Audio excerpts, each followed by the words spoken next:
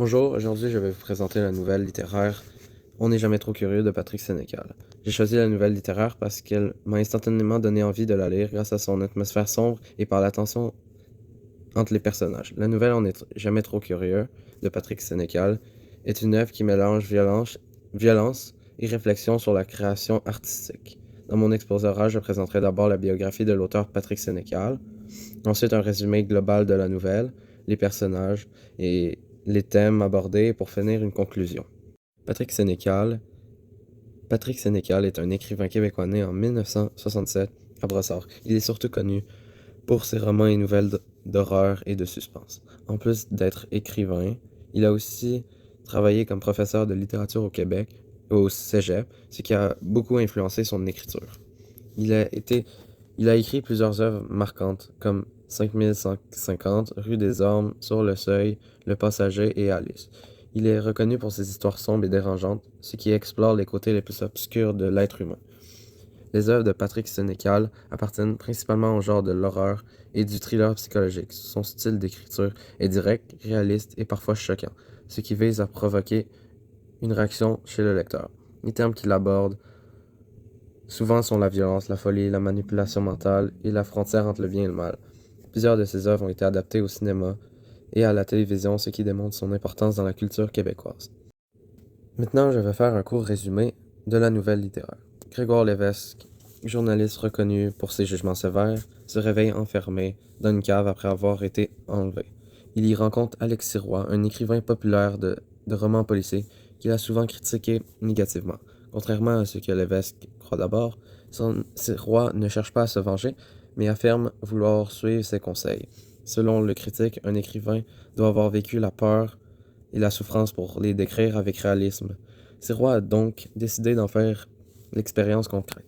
Il prétend avoir injecté du poison à Lévesque. Il lui annonce que l'antidote ainsi que la clé pour sortir se trouve dans une armoire verrouillée dont il est le seul à connaître le code. Pris de panique, Lévesque sombre peu à peu dans la violence afin d'obtenir le numéro. Il frappe, torture et mutile Sirois qui endure la douleur avec fascination, notant chacune des sensations pour nourrir son futur roman. Finalement, Sirois livre le code, Lévesque ouvre l'armoire et boit l'antidote, découvrant trop tard qu'il ne s'agissait que de l'eau. Il n'y a jamais eu de poison. Sirois reprend alors le contrôle, assomme Lévesque, l'enchaîne et lui révèle la véritable fin de son roman. La victime finit par capturer son bourreau et l'enterre vivant.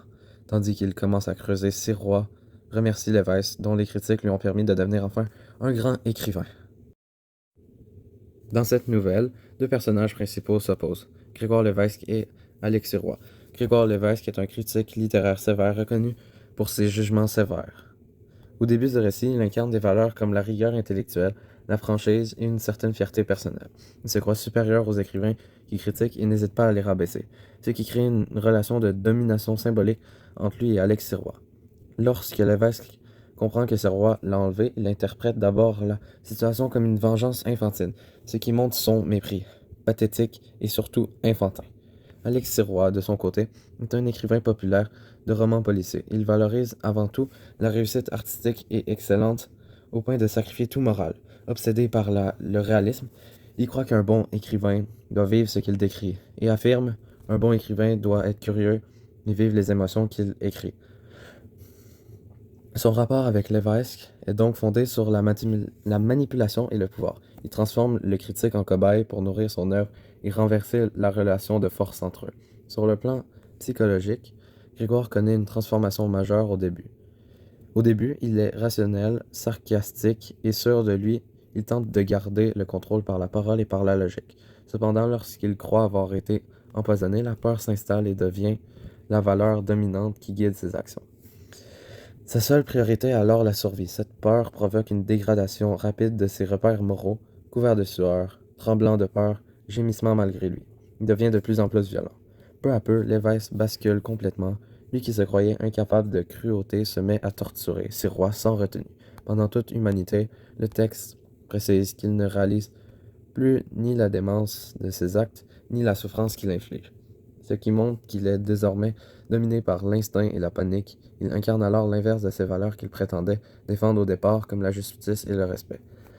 À la fin de la nouvelle, la chute révèle que Lévesque n'a jamais été empoisonné. Sirois reprend le contrôle et enchaîne le critique, révélant que la véritable fin de son roman consiste à enterrer vivant son bourreau. Les rôles sont alors définitivement inversés.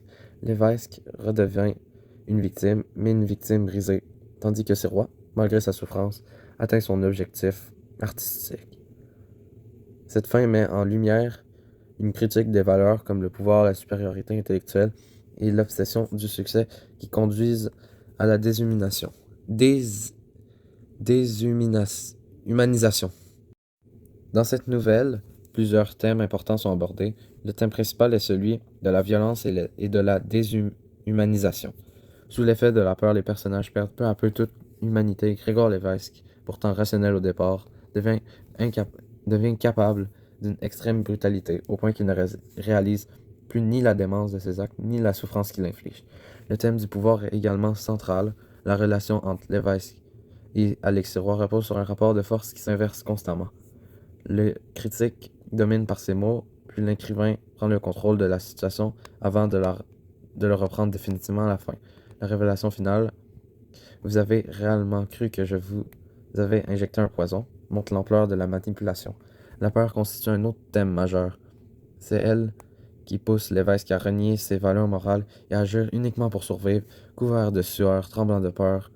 Elle démontre la fragilité des principes humains en situation extrême. Enfin, la nouvelle aborde le thème de la création artistique et de ses limites morales. Sirois justifie la souffrance infligée par sa quête de réalisme, affirmant vouloir comprendre toutes les sensations de son personnage.